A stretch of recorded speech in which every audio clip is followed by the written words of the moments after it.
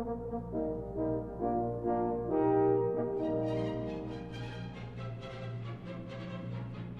Conservative government over the next few weeks will send out a propaganda leaflet to 27 million households at a cost to the British taxpayers of over £9 million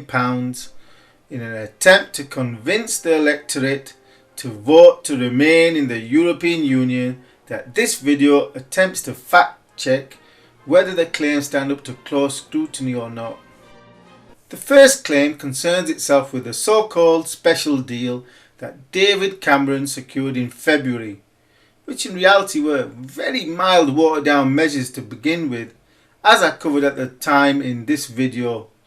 in which I explained that the so-called deal fails on virtually every point, and worse still is that the deal is not even binding on member states, as there will be no treaty change, which means no matter what the member states have been stating before the EU referendum, afterwards they are free to change any point of the deal, which effectively makes it worthless, a smoke and mirrors exercise.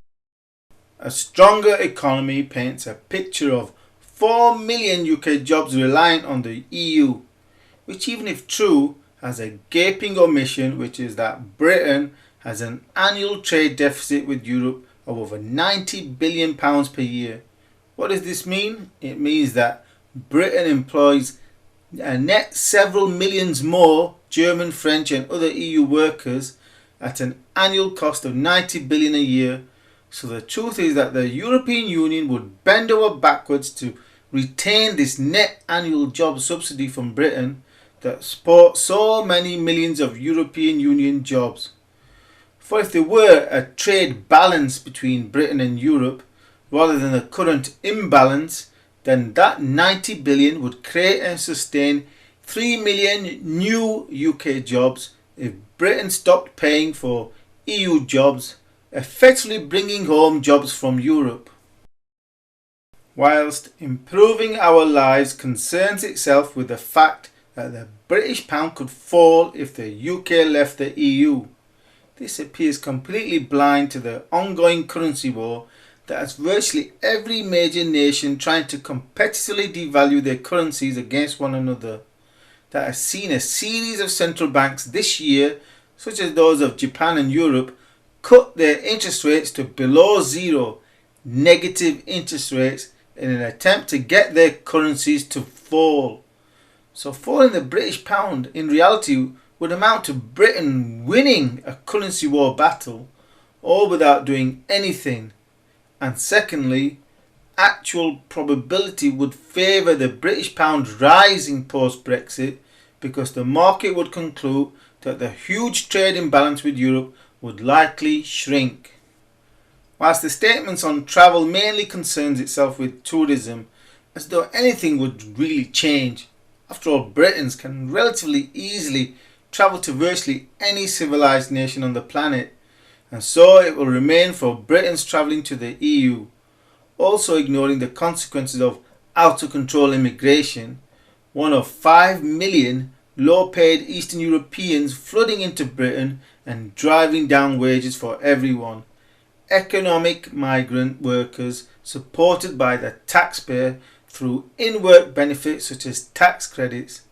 and in the process creating a crisis in housing, schooling and in fact every state service, all ignored by the propaganda leaflet. And that is before one considers the migration crisis Europe is facing due to its weak southern borders. What happens if we leave the EU is a pure play on fear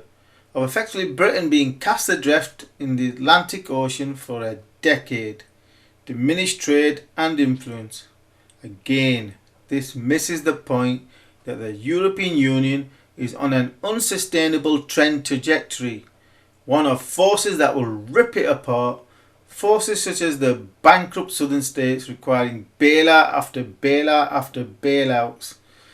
The disparity between the Western and Eastern civilizations of Europe, as illustrated by the emerging extremist governments of the likes of Poland and Hungary, clamping down on free speech and freedom, whilst at the same time the EU is trying to incorporate the likes of the Ukrainian civil war into its borders. Instead, the fundamental truth is that the European Union has a destiny with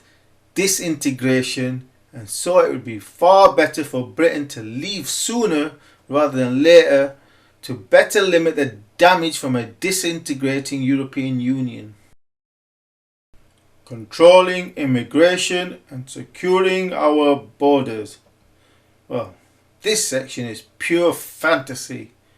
Those who wrote it must be living on another planet, for everyone understands that Britain has no real control over its borders. For we can see the consequences of out of control immigration with our very own eyes. The latest immigration statistics paint a bleak picture of not just continuing out of control immigration, but a worsening trend where annual net migration has risen from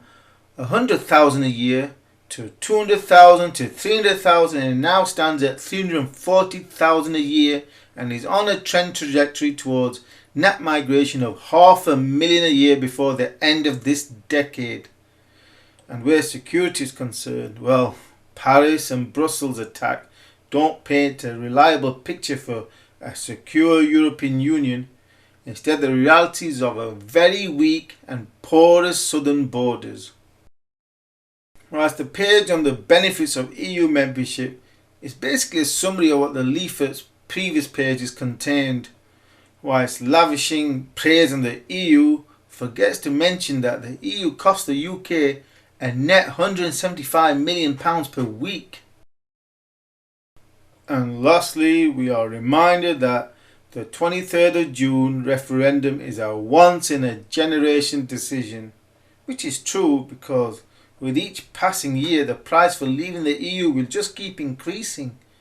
So whilst the Brexit today could cost Britain between 2% and 5% of GDP,